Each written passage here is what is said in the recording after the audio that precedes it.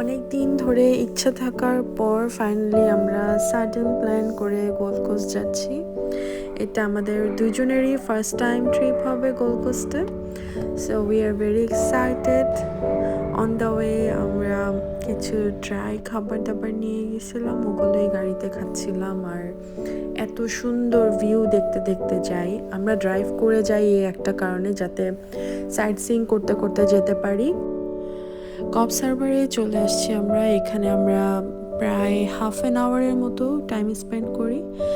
এই বিগ বানানা প্লেসটা এত পপুলার, আমি সবার শুধু চেক ইনস দেখতাম। তো এই ফার্স্ট টাইম ঘুরে আসলাম, আমার কাছে তো ভালো লাগছে। আর ভিতরে অনেক অ্যাক্টিভিটি আছে যেগুলো আমরা আসলে যাইনি, কারণ আমাদের ডেস্টিনেশন হচ্ছে গোল্ড কোস্টে। সো যখন কক্স হারবারের জন্য শুধু আসবো, ইচ্ছা আছে তখন থেকে তারপরে সব কিছু ঘুরবো। এই কক্স হারবারের দ্য বিগ বানানার আশেপাশে এত কলা গাছ লাগানো, আমি জানি না অস্ট্রেলিয়ার সব কলা কি কক্স হারবার থেকে আসে কিনা।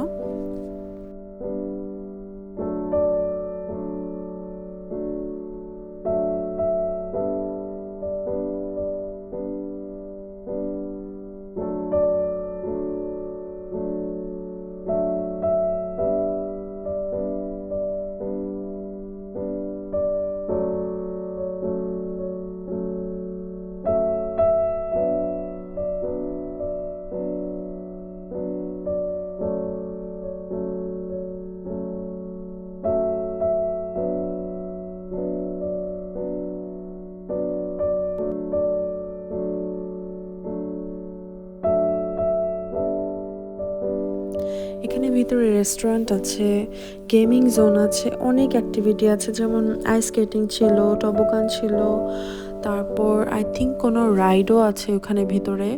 বাট আমরা যেহেতু ভিতরে এন্ট্রি নিইনি, আমরা আউটসাইড থেকে এগুলো ঘুরে ঘুরে দেখছি। কোথাও ঘুরতে গেলে এরকম সুভিনিয়ার শপ যদি দেখি, তাহলে আমি মাছ সেখানে ঘুরে আগে দেখে নিই, কারণ আমার কাছে এই কিউট জিনিসগুলো দেখতে খুব ভালো লাগে।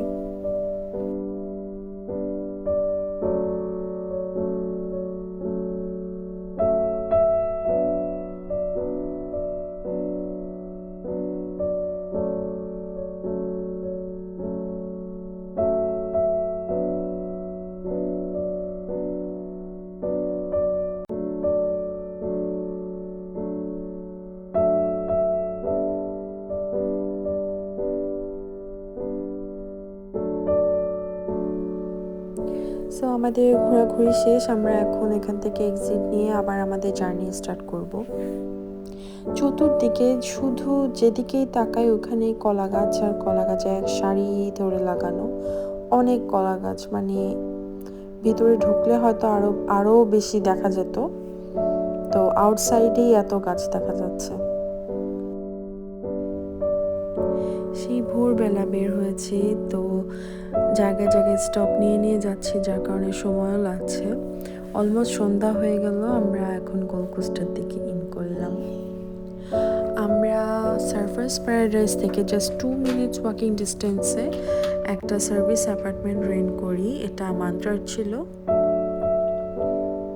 অনেক সুন্দর, ভিতরে খুবই সুন্দর, কিচেনের সব কিছু দেয়া, মানে যেটা সার্ভিস অ্যাপার্টমেন্টে থাকে, যে নিজের মতো করে খাওয়া যায় সব কিছু। আর বারান্দা থেকে এই ভিউটা মানে অসাধারণ। আমার এভাবে দেখে মনে হচ্ছিল কি যে আমি আর কোথাও বের হব না, শুধু হোটেল থেকে আমি এই ভিউই দেখবো সারা রাত। এই উঁচু বিল্ডিংগুলোর ঠিক পিছনেই হচ্ছে পুরাটাই সার্ফাস প্যারাডাইস বিচ।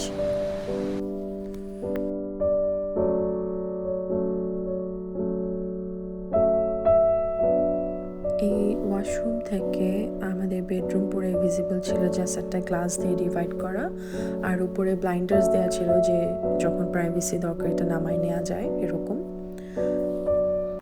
দেন আমরা একটু ফ্রেশ হয়ে, আমাদের হোটেলের নিচে উলওয়ার্স ছিল, তো সেখানে চলে যাই কিছু খাবার নেওয়ার জন্য। যখন হোটেলে টাইম স্পেন্ড করব যে টাইমটা, তখন ক্ষুধা লাগলে যাতে নিজেরা কিছু করে নিতে পারি।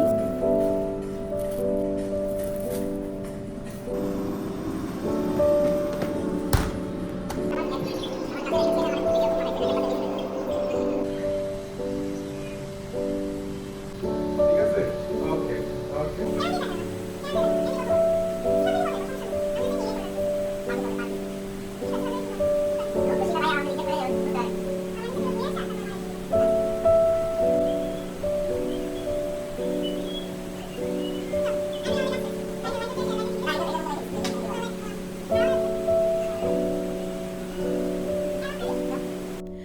আমরা কোথাও ঘুরতে গেলে ট্রাই করি একদম আর্লি মর্নিং ওঠা যাওয়ার, যাতে সারাদিন একটু রিল্যাক্সভাবে ঘুরে ঘুরে টাইম স্পেন্ড করতে পারি।